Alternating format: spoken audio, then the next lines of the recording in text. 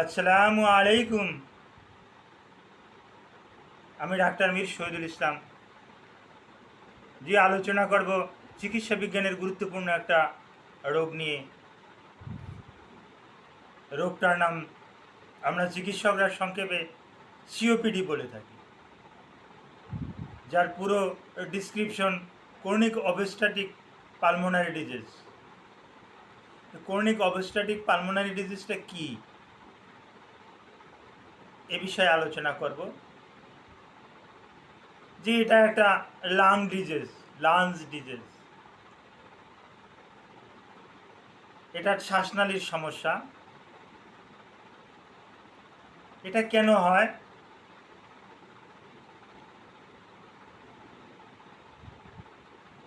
এটা বিভিন্ন কারণে হতে পারে। তার ভিতরে আমরা চিকিৎসকরা ধরে নেই যারা স্মোক করেন, স্মোকার, যারা সিগারেট খাচ্ছেন, যারা বিড়ি খাচ্ছেন, যারা ওই অল কাইন্ডস অফ টোবাকো, সমস্ত ধরনের তামাকের সাথে সম্পৃক্ত, তাদের ক্ষেত্রে কিন্তু এই সিওপিডিটা বেশি হয়ে থাকে। পুরুষ মহিলা উভয়ের ক্ষেত্রেই সিওপিডিটা হয়ে থাকে। All kinds of smoke polluted the air, and polluted air is increase chronic obstructive pulmonary disease. দূষিত বায়ু কিন্তু আপনাকে সিওপিডির দিকে ঠেলে দিতে পারে। তো COPD chronic obstructive pulmonary disease, এটা এই তামাক, ওই উনুনে যে রান্নাবান্না হচ্ছে ওখান থেকে গ্যাস আসছে, আপনি সবজি রান্না করছেন, শাক রান্না করছেন, শুটকি মাছ রান্না করছেন। ইদানিং লক্ষ্য করা গেছে শুটকি মাছ থেকে একটা বিশ্রী একটা গন্ধ আসে।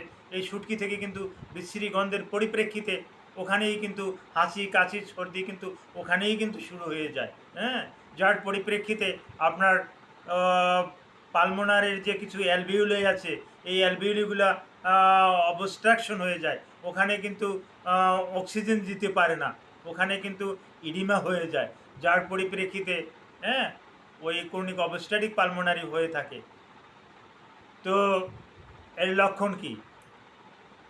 লক্ষণগুলো আমি বলতেছি। প্রথমেই শ্বাসকষ্ট, লাঞ্চের দুপাশে আমরা এই যে স্টেথোস্কোপটা আছে এটা দিয়া দেখলে বুঝতে পারি।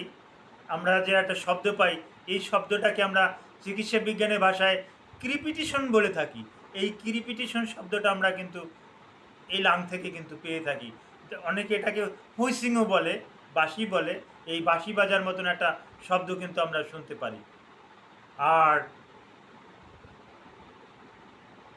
কাশি থাকবে, শুকনো কাশি থাকবে। কাশির সাথে কফ আসতেও পারে, নাও আসতে পারে। একটা টান টান ভাব থাকবে।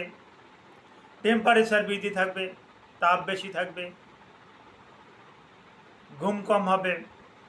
এবং এই সমস্ত রুগীর লক্ষ্য করা যায়, এই সমস্ত রুগীর যেগুলো আমরা দেখতে পাই, এই সমস্ত রুগীর ওই হাইড্রোসিল, হার্নিয়া এগুলোও কিন্তু হয়ে থাকে।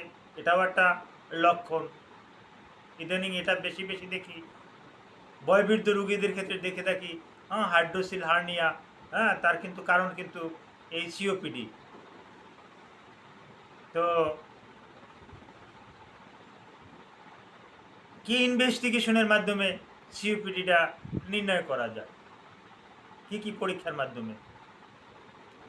জি, আমরা এই যে যন্ত্রটা আছে স্টেথোস্কোপ, যারা অভিজ্ঞ চিকিৎসক তারা স্টেথোস্কোপের মাধ্যমেই কনফার্ম হতে পারেন।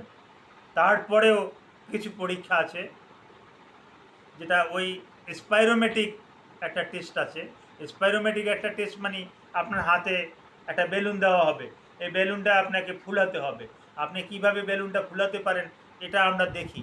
এটা দেখি আমরা নির্ণয় করি আপনি সিওপিডির রোগে কতটা আক্রান্ত। আপনার ওই লাঞ্চের যে নালীগুলো আছে, শ্বাসনালীগুলো আছে, এটা কতটা অবস্ট্রাকশন হয়ে গেছে, কতটা ফুলে গেছে, কতটা ইনফেকশন হয়েছে, ওই স্পাইরোমেট্রিক টেস্টেই কিন্তু বুঝি। তারপর সিএক্সআর মানে বুকের যে একটা এক্স রে সেস পিএ ভিউ, হ্যাঁ, পোস্টেরিয়র অ্যান্টেরিয়র ভিউতে যে আমরা এক্স রেটা করাই, এই এক্স রে রিপোর্টটাও আমরা দেখলে আমরা কিন্তু বুঝতে পারি। বিশেষ করে যারা রেডিওলজিস্ট তারা কিন্তু রিপোর্টগুলো দিয়ে থাকেন। আর এর চিকিৎসা কি? একসময় চিকিৎসা ছিল না, ভালো একটা চিকিৎসা ছিল না, এখন ইদানিংকালে কিন্তু এর ভালো চিকিৎসা আছে। হ্যাঁ, এর আপনি কোজি হেলার দিতে পারেন, ইনহেলার দিতে পারেন, রোটা হেলার দিতে পারেন, কসমো হেলার দিতে পারেন, এরকম বিভিন্ন রকমের হেলার আছে, এগুলো দিতে পারেন। হ্যাঁ, আপনি ওই রুগীর লক্ষণ অনুযায়ী স্যালবিউটামল, লিবোস্যালবিউটামল, বাম্বিট্রল, হ্যাঁ, এগুলো দিয়ে কিন্তু রুগীর কিন্তু চিকিৎসা করতে পারেন। অনেকগুলো ওষুধেরই নাম বললাম, আরও এরকমের আরও অনেক ওষুধ আছে। হ্যাঁ, সাথে একটা অ্যান্টিবায়োটিক যেটা রুগীর জন্য প্রযোজ্য, এরকম একটা অ্যান্টিবায়োটিক দিয়ে আপনি কিন্তু সিওপিডি রুগীটাকে কিন্তু, সিওপিডি সম্পূর্ণরূপে ভালো হয় না কিন্তু নিয়ন্ত্রণে রাখা কিন্তু সম্ভব। ধন্যবাদ।